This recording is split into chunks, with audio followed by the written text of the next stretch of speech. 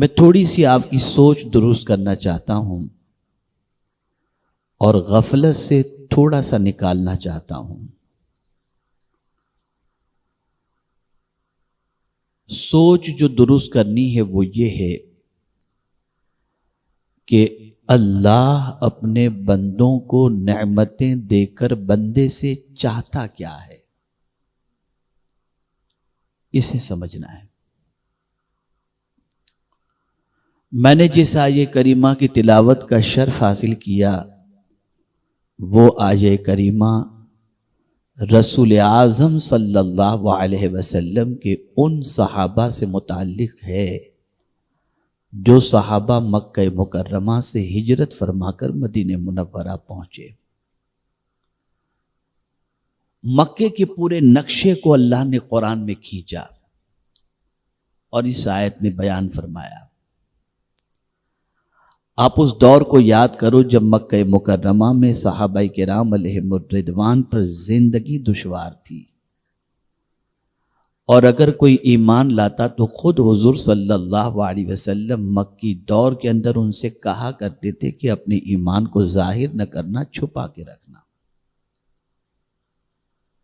اس لیے کہ جب کسی کو معلوم ہو جاتا کہ اس نے ایمان کی دولت حاصل کر لی ہے اور مصطفیٰ پیارے کی غلامی حاصل کر لی ہے تو کوئی ایسی سختی نہیں ہوتی تھی جو اس ایمان قبول کرنے والے پر نہ ہوتی ہو۔ کبھی گرم ریت پر لٹایا جاتا، کبھی برف کی سیلوں پر لٹایا جاتا، کبھی گرم انگاروں پر لٹایا جاتا، کبھی اتنا زد و کوب کیا جاتا جس کی کوئی انتہا نہیں، لیکن عشق مصطفیٰ صلی اللہ علیہ وسلم کا جام جو پی لیتا ہے اس کی نگاہوں کے اندر اور اس کے وجود پر ان تکلیفوں کا کوئی اثر نہیں ہوتا جو مزہ مصطفیٰ جان رحمت صلی اللہ علیہ وسلم کے عشق میں ہے، وہ مزہ کسی اور چیز میں نہیں۔ اسی لیے اعلیٰ حضرت عظیم البرکت امام عشق و محبت کہتے ہیں جس کو ہو درد کا مزہ ناز دوا اٹھائے کیوں۔ اور اسی طرح سے حیدرآباد کے ایک عظیم شاعر مرزا عبدالشکور بیگ صاحب نے کہا، یہ زخم ہے طیبہ کا یہ سب کو نہیں ملتا، کوشش نہ کرے کوئی اس زخم کو سینے کی۔ تو آپ دیکھیں جب ایمان انہوں نے قبول کیا، صحابیت کے زمرے میں شامل ہوئے تو کتنی تکلیفوں کی وادیوں سے گزرے، یہاں تک کہ جب وہ ہجرت کر کے مدینہ منورہ پہنچے تو مکے کی تجارت مکے میں رہ گئی، مکے کا گھر مکے میں رہ گیا، مکے کے رشتہ دار مکے میں رہ گئے، مکے کا کمایا ہوا مال مکے میں رہ گیا، صرف اپنے لباس کے ساتھ وہ مکہ مکرمہ سے ہجرت کر کے مال مکان سب کچھ چھوڑ کر رسول اعظم صلی اللہ علیہ وسلم کے فرمانے پر اور اجازت پر مدینہ منورہ کے لیے عازم سفر ہوئے۔ اب اس سچویشن کو قرآن نے ہائی لائٹ کیا۔ مدینہ پہنچے صحابہ، رسول اعظم صلی اللہ علیہ وسلم نے انہیں ایک پلیٹ فارم عطا فرمایا، عقد مواخات فرمایا، اور اس کے بعد صحابہ وہاں پر اپنی زندگی کی روش، اپنی زندگی کو مصطفیٰ پیارے صلی اللہ علیہ وسلم کے بتائے ہوئے طریقے کے مطابق گزارنا شروع کیا، گائیڈ لائن کو فالو کیا، اور اس کے بعد جتنا چھوڑ کر مکے میں آئے تھے اس سے زیادہ اللہ نے مدینے میں عطا فرما دیا۔ تو اب اللہ کی شان یہ ہے، اس کو سمجھیے گا جو میں سمجھانا چاہتا ہوں۔ اللہ ہمیشہ ماضی کو یاد دلا کر مستقبل کی طرف مائل فرماتا ہے۔ جیسے میں آپ کو بتاؤں، ہم ہیں، آپ ہیں، اللہ نے یاد دلایا کہ اے بندے تو جب پیدا ہوا تھا تو کھڑا بھی نہیں ہو سکتا تھا، یاد دلایا اس نے۔ تو جب پیدا ہوا تھا تو کھڑا بھی نہیں ہو سکتا تھا۔ ہر پیدا ہونے والے کو اللہ یاد دلاتا ہے،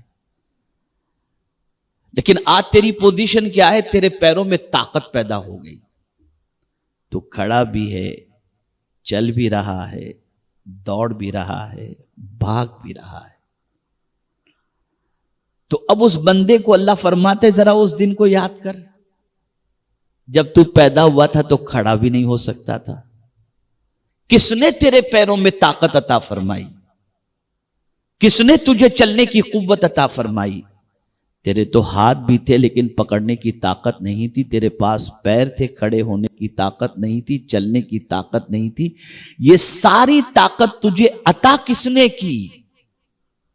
تو اللہ کی شان یہ ہے کہ ماضی یاد دلا کر مستقبل میں ملی ہوئی نعمتوں کے بارے میں اللہ کچھ مطالبہ کرتا ہے، کچھ تقاضا کرتا ہے.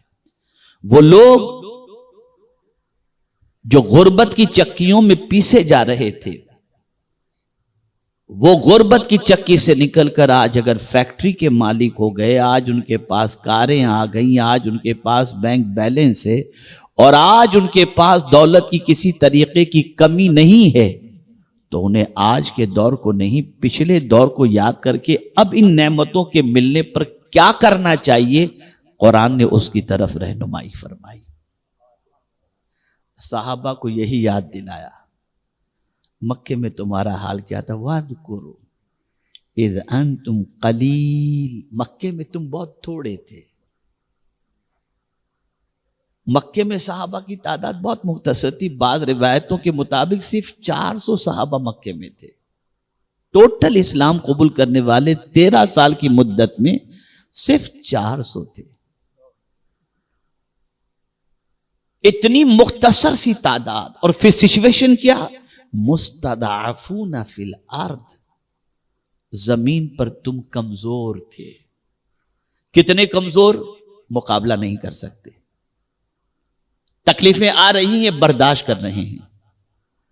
گرم ریت پر گھسیٹا جا رہا ہے، برداشت کر رہے ہیں. سوشل بائیکاٹ کیا جا رہا ہے، برداشت کر رہے ہیں. تجارت کے سلسلے میں ان سے تعلقات ختم کیا جا رہا ہے، برداشت کر رہے ہیں. تو قرآن کہتا ہے وَاذْكُرُوا اِذْ أَنْتُمْ قَلِيلٌ مُسْتَضْعَفُونَ فِي الْأَرْضِ. زمین پر تم کمزور تھے.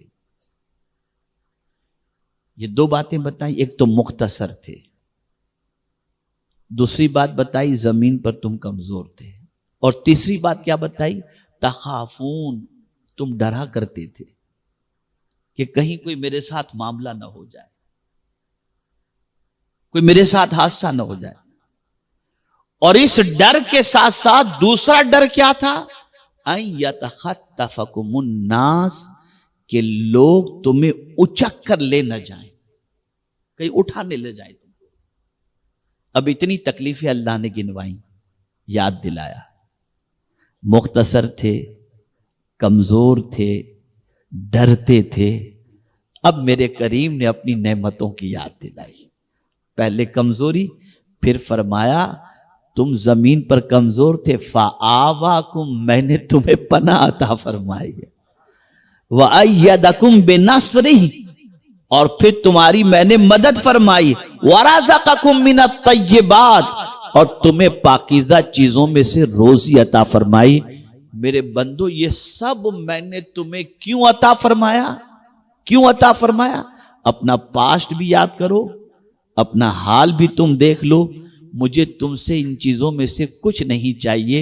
یہ تو صرف میں نے تم کو اس لیے دیا لعلکم تشکرون، تاکہ تم میرا شکر ادا کرو.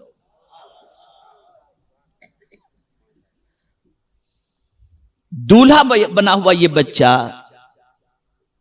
ہار پہنا ہوا یہ بچہ، اور اس کے ساتھ وابستہ ہونے والی بچی کو بھی یہ ذہن میں رکھنا چاہیے کہ میرا بچپنا کیسے گزرا، میں اس عمر تک پہنچا، اور آج اللہ نے مجھے مصطفیٰ پیارے صلی اللہ علیہ وسلم کی سنت کی ادائیگی کا موقع اور توفیق عطا فرمائی. تو یہاں تک میں آ گیا. اب اللہ نے یہ عظیم سنت پر عمل کا موقع عطا فرمایا، تو مجھے کیا کرنا چاہیے؟ اللہ کا شکر ادا کرنا چاہیے. اللہ نے جتنی نعمتیں عطا فرمائیں، ان ساری نعمتوں کے عوض کے اندر اللہ نے ہم سے صرف ایک ہی مطالبہ رکھا، نعمتیں مجھے مت دو، صرف میرا شکر ادا کرو، میرا شکر ادا کرو. آپ اندازہ لگائیں، ایک بات نہیں، صحابہ سے کتنا فرمایا. یہ تو ہجرت کی بات ہوئی. میدان بدر کے حوالے سے بھی قرآن نے کہا کہ میدان بدر میں جب پہلی جنگ ہو رہی ہے اور اس وقت دشمن پوری تیاریوں کے ساتھ صحابہ کو اور اسلام کو اور حضور صلی اللہ علیہ وسلم کو کسی طرح سے دنیا کے اندر دیکھنا گوارا نہیں کرتے تھے اور جان کے دشمن بن چکے تھے، تو کیا سچویشن تھی صحابہ کی؟ کھانے کے لیے مکمل غذا بھی نہیں، تعداد بھی اتنی نہیں، اور سامان حرب بھی نہیں کہ جنگ کر سکیں. اس پر میں ایک بڑا پیارا نقطہ عرض کرتا ہوں، زندگی بھر یاد رکھیے گا. شاید کہ بس یہ کرم ہے کہ الحمدللہ ابھی ذہن میں اتفاق سے آ رہا ہے. سچویشن ایسی تھی کہ 1200 کا کم و بیش دشمن کا لشکر لیٹسٹ سامان حرب کے ساتھ، اور صحابہ کے پاس تلوار بھی نہیں، سواری بھی نہیں، پیٹ بھرے ہوئے بھی نہیں، کوئی ایسی چیز نہیں تھی. صرف ایک ہی چیز تھی، میرے آقا نے فرمایا جنگ کرنی ہے تیار ہو جاؤ. ایک صحابی پیچھے ہٹنے کو تیار نہیں، اس لیے کہ وہ جانتے تھے ہم کمزور ہیں لیکن ہمیں حکم دینے والا بڑا طاقتور ہے. انہوں نے خود کو نہیں دیکھا، سامان حرب کو نہیں دیکھا، اپنی کمزوری کو نہیں دیکھا، انہوں نے دیکھا جس نے حکم دیا ہے وہ بہت بڑا ہے اور اس کے صدقے میں اللہ ضرور ہمیں فتح عطا فرمائے گا. اب جب صحابہ تیار ہو گئے، نقطے کو ذہن میں رکھیں، کس کے کہنے پر؟ توجہ چاہوں گا، کس کے کہنے پر؟ بولیے، حضور کے کہنے پر. کس کے کہنے پر؟ حضور صلی اللہ علیہ وسلم کے کہنے پر. جب صحابہ مقابلے کے لیے تیار ہوئے، حضور خود جنگ نہیں چھڑ رہے تھے، جنگ کرنے کے لیے جب وہ آئے تو سرکار صلی اللہ علیہ وسلم نے دفاع کی پوری تیاری کر لی اور دفاع کے لیے فرمایا. اور ایک تاریخی جملہ عرض کر دوں، لوگ کہتے مسلمان آگ لگاتے، خدا کی قسم مسلمان آگ بجھاتا ہے. مسلمان آگ لگانے کے لیے ہے ہی نہیں. مومن کا کام ہی ہے آگ بجھا دینا. جس کے سینے میں ایمان ہوتا ہے وہ آگ بجھانے کا کام کرتا ہے. اور سمجھنا ہو تو حدیث شریف سے سمجھا دوں. سنیے، جس کے سینے میں حضور کی محبت ہوگی اور کامل ایمان ہوگا، جب وہ پل صراط پر قدم رکھے گا تو جہنم کی آگ پکار اٹھے گی.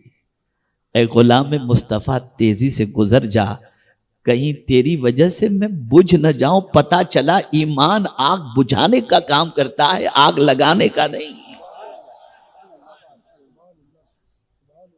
مومن آگ بجھاتا ہے، آگ لگاتا نہیں. تو اب صحابہ بے سر و سامانی کے عالم میں، اتنی عظیم بات عرض کر رہا ہوں کہ اگر آج یہ سبق آپ نے، ہم نے، سب نے دل میں بٹھا لیا نا تو انشاءاللہ العظیم ہم کامیاب ہو جائیں گے. جب حضور نے کہہ دیا صحابہ سے کہ آؤ چلو مقابلے کے لیے تیار ہو جاؤ، جب جنگ مسلط کر ہی دی گئی ہے تو ہمیں اس کے لیے تیار ہونا چاہیے. تو صحابہ نے نہ ساز و سامان دیکھا، نہ قلیل نفری دیکھی، نہ سامنے والے کی طاقت دیکھی، اور نہ اپنے پیٹ پر بندھے ہوئے پتھر دیکھے. دیکھا تو صرف مدینے کے تاجدار کا حکم دیکھا. اب قرآن کہتا ہے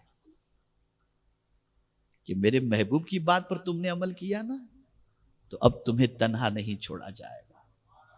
قرآن کہتا ہے وَلَقَدْ نَصَرَكُمُ اللَّهُ بِبَدْرٍ وَأَنْتُمْ أَذِلَّةٌ، بے شک تمہاری مدد اللہ نے بدر کے اندر فرمائی جب تم کمزور تھے. اور فرمایا میں نے مدد کیوں کی؟ فَاتَّقُوا اللَّهَ لَعَلَّكُمْ تَشْكُرُونَ، تاکہ اللہ سے ڈرو اور اللہ کا شکر تم ادا کرو. پتا چلا جب رسول اعظم صلی اللہ علیہ وسلم کے فرمان پر کوئی عمل کرنے کے لیے قدم بڑھاتا ہے تو اللہ اس کی غیب سے مدد کرتا ہے اور پروردگار اس پر نصرت نازل فرما دیا کرتا ہے. اب سوچ کریکٹ کر رہا ہوں، سوچ بگڑ گئی. داڑھی رکھیں گے تو نوکری بھی نہیں ملے گی، چھوکری بھی نہیں ملے گی. سچ بولیں گے تو روزی نہیں ملے گی. اور مائنڈ اتنا سیٹ ہو چکا ہے کہ اب مسلمان